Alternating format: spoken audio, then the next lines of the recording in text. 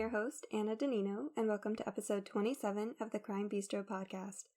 This show gazes into the thrillingly twisted world of true crime, examining real cases while we share in a passion for crime and coffee alike. For this episode, I'm enjoying an iced mocha raspberry coffee, so grab yourself a fresh brew and let's get into the murder of Emma Walker. High school relationships can be a complete whirlwind. They are new, exciting, and often uncomplicated by the stresses of adult life. In a devastating number of cases, however, these relationships can turn out to be toxic, dangerous, violent, and even deadly. Such was the case for Emma Walker, a beautiful 16-year-old girl from Knoxville, Tennessee, with big dreams and a bright future. Emma was found shot to death in her own bed by her mother Jill on November 21st of 2016, and the investigation quickly turned up a name, Riley Gaul. Riley was Emma's recent ex-boyfriend, a possessive and controlling presence in her life, and the evidence against him was so overwhelming that an arrest was made in mere days. Emma's story is horrible, but unfortunately is one of many, so it is important that not only her name continue to be heard, but that we continue to make ourselves aware of potentially dangerous situations, because it really can happen to anyone. Emma has been described by many as bubbly, bright, popular, and extremely friendly. At 16, she was living in a single-story home with her parents and her brother in Knoxville, Tennessee. She was a cheerleader at her high school, and she was actually the only freshman to make it onto the team that year. She was also an honor roll student, and she held a part-time job at a local supermarket in addition to doing volunteer work for an animal shelter. Emma was an extremely kind person, and this carried into her goals for her future. She had big dreams of becoming a NICU nurse after college. On November 21st of 2016, Jill Walker, her mother, awoke around 6:15 a.m. and headed to her daughter's room to wake her up for school. This was earlier than she usually woke up, but Emma had asked her mom to get her up early so that she could wash her hair before school that morning. When she got to her daughter's room, however, 16-year-old Emma appeared to be fast asleep, face up under her blankets, but when Jill attempted to wake her, she got no response, even when she tried shaking her daughter's leg. Immediately, something seemed off, as Emma was usually really easy to wake in the mornings, and Jill started to get the sense that something was very wrong.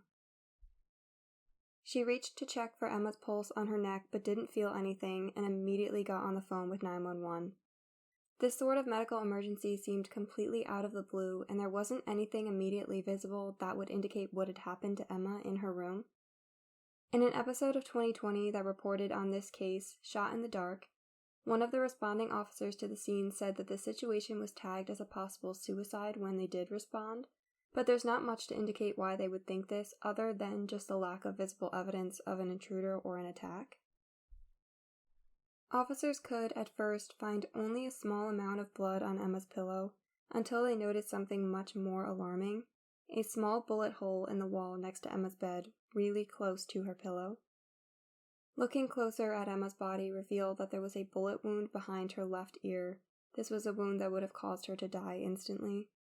There was no weapon in the room, so officers assumed that this shot came from outside the house, and this was confirmed when they found a shell casing in the yard only about 5 feet away from the home.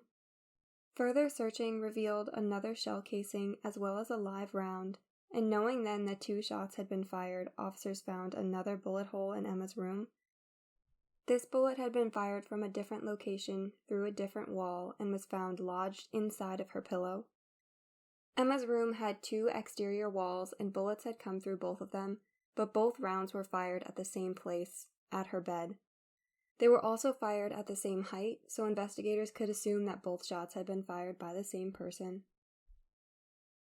All in all, the scene was completely chilling. Emma had clearly been directly targeted by someone who knew enough about her to know the layout of her room. Somehow, no one who was in the Walker home that night knew that shots had been fired. Emma's father had woken up at one point when he heard a sound similar to that of a door slamming, and he did look around the house, even into Emma's bedroom, but nothing looked out of order, and if it was the gunshot that he heard, he would not have been able to notice any of the blood on her pillow, especially in the dark. Additionally, some neighbors believed they had heard noises resembling gunshots at around 3 a.m., but no one had reported anything amiss at this time. Now operating with the knowledge that Emma had been murdered, police were speaking with her family and friends to try and establish a better idea of Emma's life, noticing immediately in these interviews that the name Riley Gaul was coming up a lot. Riley Gaul was Emma's ex-boyfriend, and this was a very recent breakup. He was 18 years old at the time and a college football player for Maryville College. The two had been together for 2 years prior to this breakup. Meeting in 2014 when Emma was a freshman and Riley was a junior, he was a wide receiver on the football team, and he was well known around school to be a bit of a Star Wars nerd, and he actively attended church. This was the classic high school relationship, cheerleader and football player. However, that did not at all mean that it was perfect. Though they did enjoy a lot of the same activities, especially paddleboarding together, this was very on-again, off-again, and they started to fight constantly as the relationship went on. After the tumultuous 2 years, it seemed that Emma had finally had enough and that this breakup was intentioned to be for good. Based on the reporting that has been done on this case, it seems that over the course of those 2 years, Riley had become increasingly controlling, always wanting a say in what Emma was wearing, who she was spending time with, and even what she did on a day-to-day basis. Emma's mother reported that there were times where he would stand outside of her workplace for hours just waiting for her shift to end, and this is just one of many concerning behavior patterns reported. One of Emma's friends told Dateline something particularly concerning, that if Emma went somewhere without Riley present, receiving tens of calls and up to 100 text messages was not an abnormal occurrence. After Emma and Riley would have a fight, he would sometimes post to her social media accounts saying some pretty awful things, like how much he hated her or how she was dead to him, and Emma's friends were picking up on this as well. Despite these comments, Riley never missed an apology, and Emma generally would forgive him and take him back soon after these incidents. Perspective in relationships of this nature, especially with teenagers, can be extremely difficult, so Emma's friends had been sensing these red flags and urging her to end things for a while before Emma realized that she did not deserve that sort of treatment. Emma's parents, Jill and Mark, were extremely concerned about the relationship between Emma and Riley, but nothing they said was able to reach Emma, and the more they seemed to try, the more strained and difficult those conversations would become. When nothing was working, they decided that the only option was to take Emma's phone and forbid the two from seeing each other. But the young couple, as they always do, kept finding ways to spend time together regardless. Out of desperation, in October of 2016, Jill and Mark grounded Emma, allowing her only to go to school and cheerleading practice and monitoring her movements as she was doing so. At this time, Riley had graduated and started college while Emma was still in her junior year, so the two no longer had the opportunity to see one another in the school hallways. By mid-November of 2016, Emma and Riley had officially broken up, and Emma had told all her friends and family that it was definitely for good this time. Potentially dangerous teenage relationships are not as uncommon as we would like to think, and I do want to take a moment here to share some of the typical warning signs, especially since so many of them were recognized consistently by the people in Emma's life. These can include, but definitely are not limited to, a significant other who is checking someone's phone or accounts without permission, extreme jealousy, gaslighting and manipulative tactics, emotional outbursts and sudden mood swings, possessive or controlling behavior, and intentionally isolating a person from their friends or family, and this can be physical, financial, or emotional isolation. This is an extremely important aspect of Emma's story to understand, so the show notes for this episode are going to include various resources for teens, parents, and advocates on the subject of teen dating violence. All those close to Emma said that Riley had been taking the breakup really hard, and this became apparent in several ways in the weeks that led up to her death. 2 weeks before she was killed, Riley's friends took him to the hospital after he overdosed on pills, and he was physically okay following this incident, but did start seeing a counselor after he returned to his campus a couple of days later. Emma's friends did not have much sympathy for Riley, however, believing that this was just part of his plan to manipulate her into rekindling the relationship. On the night of Friday, November 18th, Emma had been allowed to go to a friend's house for a sleepover, and this was the first time that she had been able to hang out with people for weeks, so she must have been really excited for a night in with her friends. That did not last long, however, and around 11:30 p.m. she started to get texts from an unknown number. These said that Riley had been kidnapped and threatened that if Emma didn't come outside alone, he was going to be harmed. Understandably really freaked out, Emma went outside, but not by herself, and when she didn't see anything, she went back into the house, figuring that Riley and someone from his college were just messing with her. Her phone kept going off, though, and they were insistent. Quote, "We have him now. If you don't care about him anymore, then it shouldn't bother you. Call the police and he dies. Your choice. If you'd like to hear his final screams, give me a call. He's in a ditch beside her house. It's a shame you can all of a sudden not value someone's life." End quote. Other texts that she received on that night read, quote, "Come outside alone if you don't want to see a loved one get hurt," end quote, and, quote, "Go to your car with your keys. Go alone. I've got someone you love. If you don't comply, I will hurt them," end quote. Emma did go outside again, but this time Riley was actually lying face down in the ditch described in the message. Riley got up, acting confused and holding his head, asking questions like "Where am I?" and "What happened?" But there was nothing about this situation to legitimize it, and Emma saw straight through the ruse as well, instantly furious with Riley for it. At this point, she really only wanted Riley to leave her alone. The police were not contacted at this time in regard to the incident. In psychology, this sort of action on Riley's part is known as manipulative victimhood, which, according to Psychology Today, is, quote, "often to exploit the recipient's goodwill, guilty conscience, sense of duty and obligation, or protective and nurturing instinct in order to extract unreasonable benefits and concessions," end quote. Essentially, Riley was trying to use Emma's kindness to manipulate her to jump to his rescue, and most likely ultimately to get back together with him. Emma was able to put the incident behind her, and no one heard from Riley for the rest of the night, so she just went home as normal the next morning, which was November 19th. She was getting ready to leave the house to meet her mom when a horrifying knock came at the door from a man dressed all in black. He wasn't just knocking either, he was pounding on the locked door, seemingly trying to get in. Understandably terrified, Emma actually texted Riley, saying, quote, "I hate you, but I need you right now," end quote. And he came to the house right away, almost as if he was waiting by his phone, looking through everything and finding no sign of this potential intruder. Just like the incident the previous night, the police were not notified of this at the time, but Emma did tell her mother, who thought that the whole incident was just another setup by Riley, and that Riley was the man dressed in black. All of this being said, in the investigation now, police were left with two theories to pursue. Either there was a stranger who was stalking Emma and had ultimately killed her, or the person who was responsible for her death was Riley. They really did try to give Riley the benefit of the doubt in this investigation. However, things started to look really bad for him really quickly when police realized that Riley's grandfather had only just filed a report that his gun had been stolen, and this was a 9mm weapon, the same type that had been used to kill Emma Walker. His grandfather didn't intend to get Riley in any sort of trouble by making this report. Rather, he was worried that because of the recent overdose, Riley was trying to harm himself. The investigation caught another break when two of Riley's friends, Alex McCarty and Noah Walton, called police to share some concerning interactions of their own.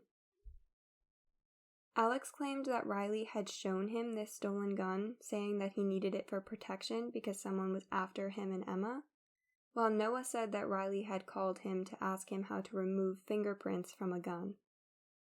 These two boys said that they shared the same concerns as Riley's grandfather, that Riley was going to try and harm himself. Detectives decided that the next best step was to interview Riley themselves, which only added to the growing theory that he was responsible for the murder. His behavior during this interview was incredibly weird. He never even said Emma's name, only referring to her as, quote, "the girl," or, quote, "the girl who passed away," end quote. He denied any involvement with the kidnapping incident or the man at Emma's door, and even gave a brief story of the kidnapping, essentially claiming that he was grabbed and forced into a car where his phone was stolen from him.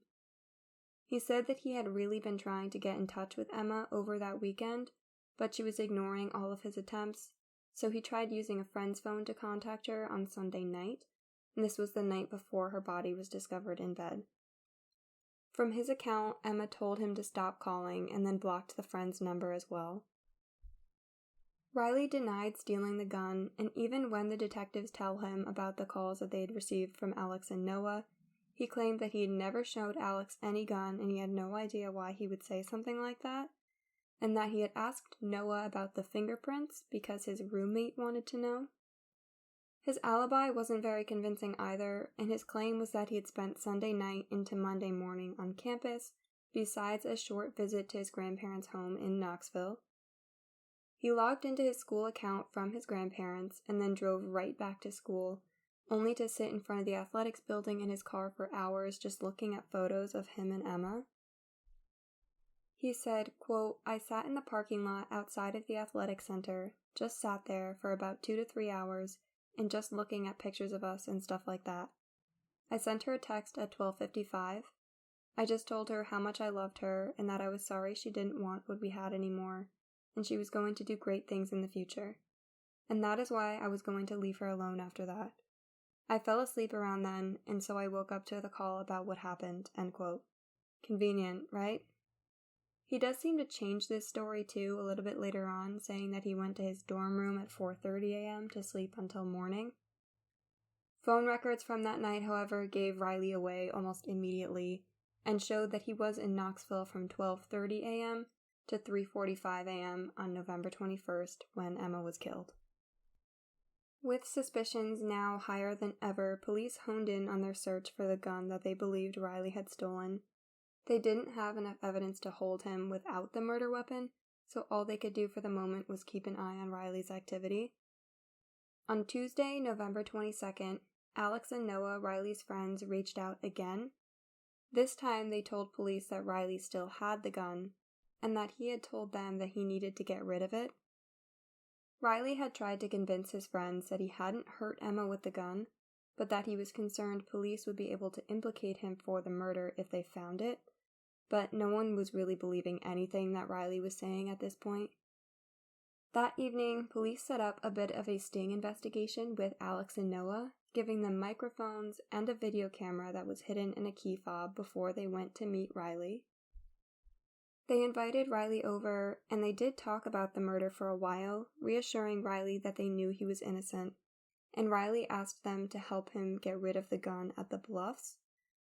The Bluffs was a wooded area where they would be able to just throw the gun into the Tennessee River. They drove to Riley's stepfather's house to pick up the gun, and for Alex and Noah, this is when things began to get really intense. Riley had retrieved a garbage bag from the house, but they didn't know if the gun was really in there or not, and no arrest could be made until Alex and Noah had physically laid eyes on the gun, which they finally did only once they reached the Bluffs. Noah sent a message to police who were also listening in to confirm that they had seen the gun, and it took less than 90 seconds for officers to arrive at the vehicle and arrest Riley.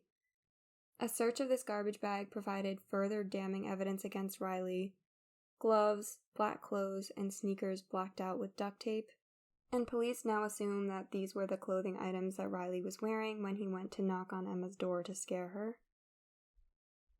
A full 2 years after his arrest, Riley finally stood trial, where he faced 7 separate charges: first-degree murder, felony murder, especially aggravated stalking, theft, tampering with evidence, reckless endangerment, and using a firearm while committing a felony.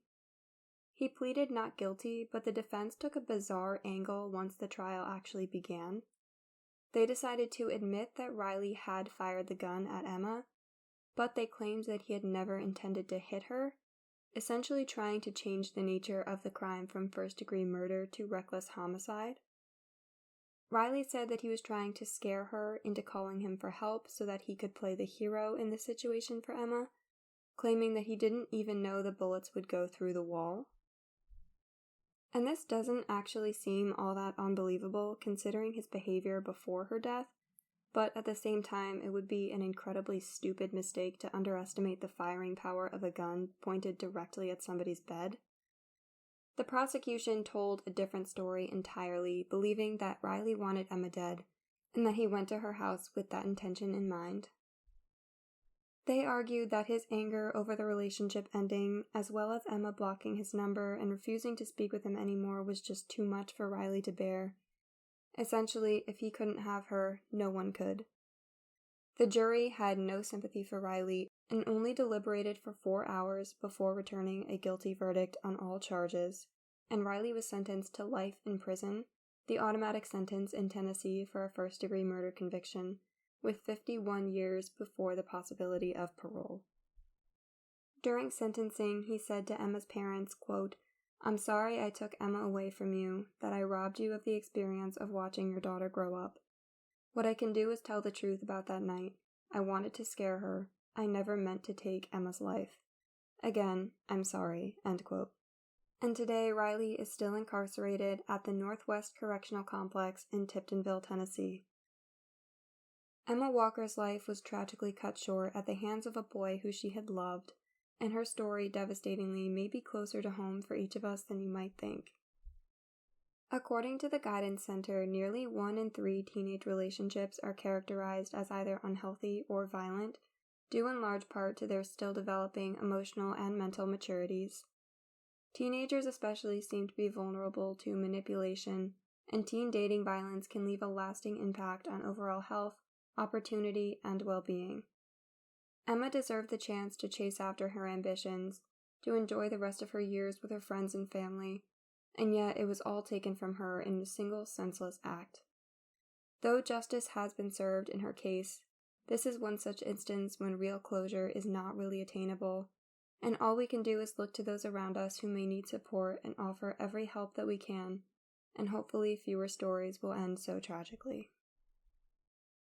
Thank you for listening to this week's episode of the Crime Bistro podcast, and if you're interested in learning more about the murder of Emma Walker, all of the sources are listed in the show notes at crimebistro.com. If you have a comment of your own to share, feel free to head over and visit the podcast on YouTube or on Instagram at Crime Bistro Podcast to leave a comment and see some behind-the-scenes updates on the episodes to come. With that, this story is coming to a close, so thanks again, and as always, until next time.